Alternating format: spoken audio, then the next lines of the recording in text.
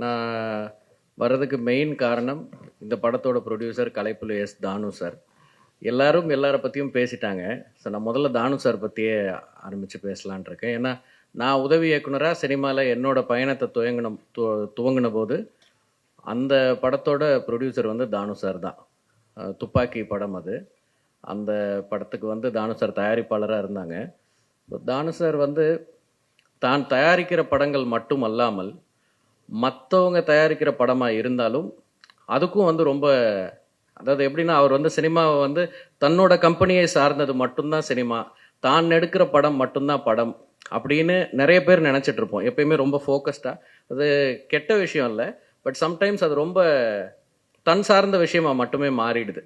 அப்படி இருக்கும் பொழுது ஒரு பெரிஃபரல் விஷனோட சினிமா மொத்தமும் நம்மளது தான், நம்மளும் அதில் ஒரு அங்கமாக தான் இருக்கோம்னு சொல்லி வேற கம்பெனி தயாரித்தாலும் சரி, தனக்கு சம்மந்தம் இல்லாத ப்ரொடக்ஷன் வழியாக சம்மந்தம் இல்லாத வேறு ஏதோ படங்கள் இருந்தாலும் சரி, எனக்கு தெரிஞ்சு தானு சார் வந்து என்னோடய படத்தோட அனௌன்ஸ்மெண்ட் வந்த நாள், டீசர் வந்த நாள், திருப்பி இன்னொரு டீசர் கொடுத்த நாள், ட்ரெய்லர் வந்த நாள், ஒவ்வொரு பாட்டு சிங்கிள் வெளியிட்ட நாள், படம் வெளியான நாள், படம் வெளியாகி அதுக்கப்புறம் ஓடிட்டு இருந்த நேரத்தில் வெவ்வேறு டைம்லேயும் வந்து ஃபோன் பண்ணி எனக்கு விஷ் பண்ணுற முதல் ஆள் வந்து தானு சாரை தான் இருப்பாங்க.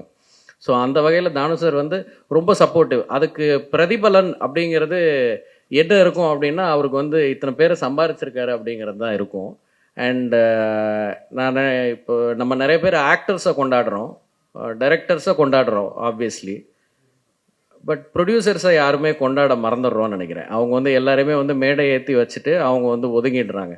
எனக்கு தெரிஞ்சு நான் இப்போ ஒரு பாலகனாக இருக்கும் பொழுது கிழக்கு சீமையில மாதிரி ஒரு படம் வந்தது தானு சார் ப்ரொடக்ஷனில்.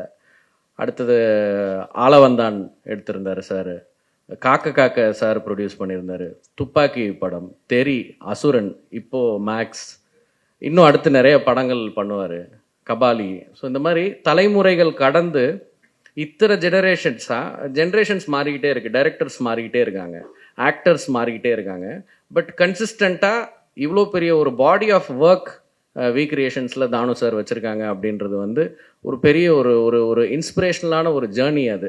ஆக்சுவலாக தானு சார் வந்து ஒரு கொண்டாடப்பட வேண்டிய ஒரு ப்ரொடியூசர். ஏன்னா he's been instrumental in many many many peoples careers.